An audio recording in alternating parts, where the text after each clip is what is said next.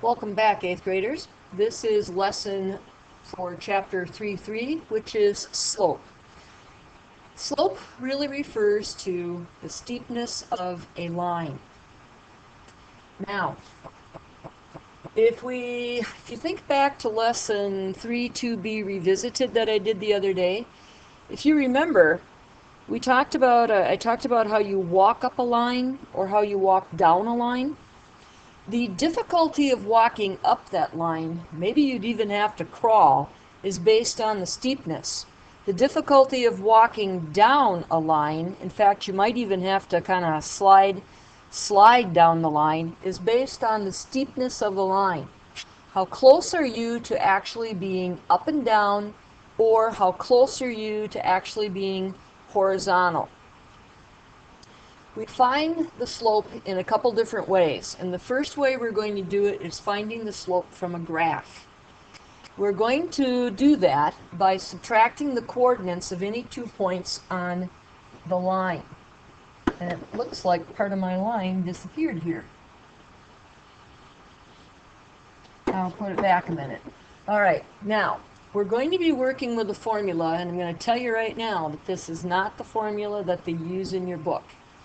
In all honesty, this is the formula that they usually use in high schools, and I think you'd just be better off learning how to do it that way. And right here is my formula. Y sub 2 minus Y sub 1, X sub 2 minus X sub 1. You're also going to find teachers who talk about rise over run. What they're really referring to here is the way Y changes over the way X changes. And that's going to be a tricky thing to remember, is that you must start with those Y coordinates of your 2 points. In our first example, I have already taken the coordinates of the points for you, 1, 2, and -2, -4.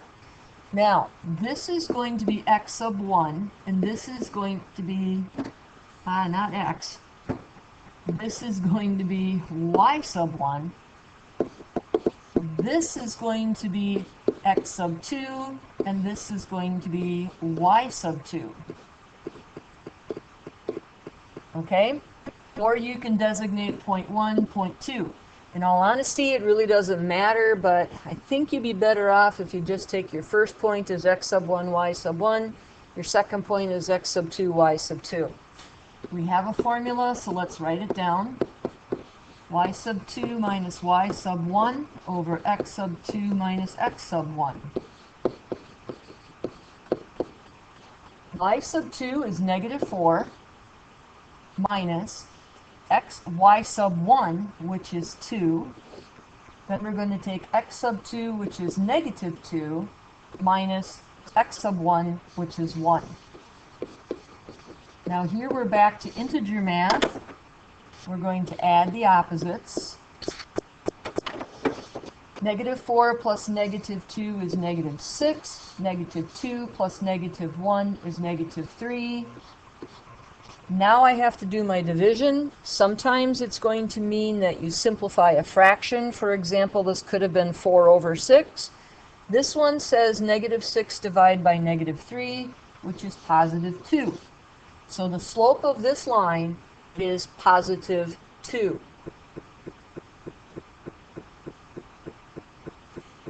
In example 2, I would like for you to hit pause, and then I will work out the problem. Okay, point A was 0, 2, point B was 3, -7, and your slope turned out to be -3. I hope that's what you got. Now, let's move on to horizontal lines. Horizontal lines are a little bit unusual. Point A, the coordinates are -4, 2, and for B, the coordinates are 5, 2. Yes, I'm going to continue to write down my formula.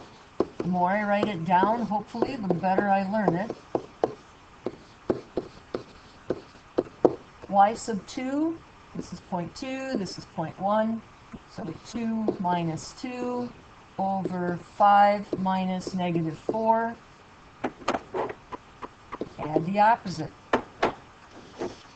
My slope comes out to 0 over 9, which equals 0. And that is very typical for a horizontal line. The slope of every horizontal line is always going to be 0. Let's move on to example 4. This is a vertical line. My point here, point A, is going to be negative 5, 2, and point B is going to be negative 5, negative 4. Again, writing that formula, y sub 2 minus y sub 1 over x sub 2 minus x sub 1. Slope is going to be negative 4 minus 2, negative 5 minus negative 5. I remember to add the opposite. Now, this is a rather unusual situation. I get negative 6 over 0. Division by 0 is classified in math as undefined. You cannot do it because there is nothing times 0 that is going to give you negative 6. Therefore, the slope of a vertical line is always written down as undefined. You will always get something over 0 and then you write undefined.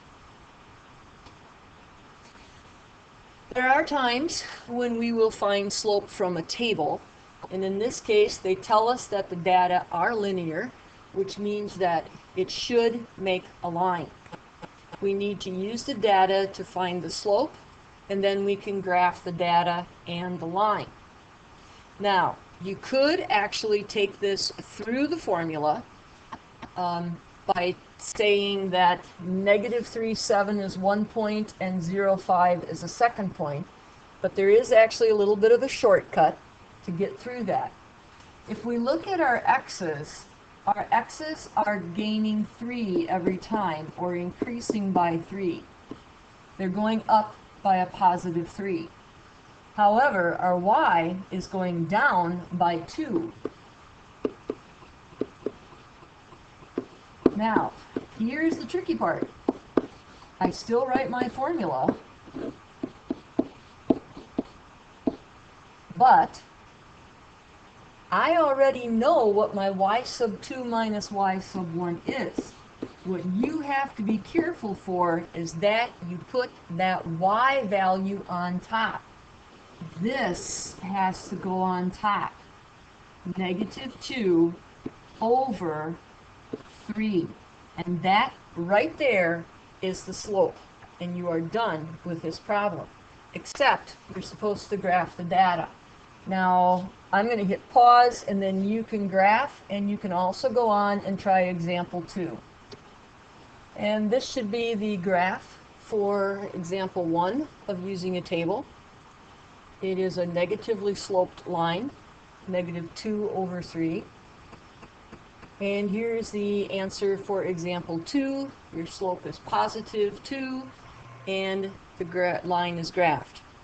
I did not give you an example of one, but I would just like to point out to you, if it does happen, let's say that your slope ends up as 6 over 4. You can reduce that to 3 over 2, and you leave it as that improper fraction. And I'm sorry I didn't give you an example like that.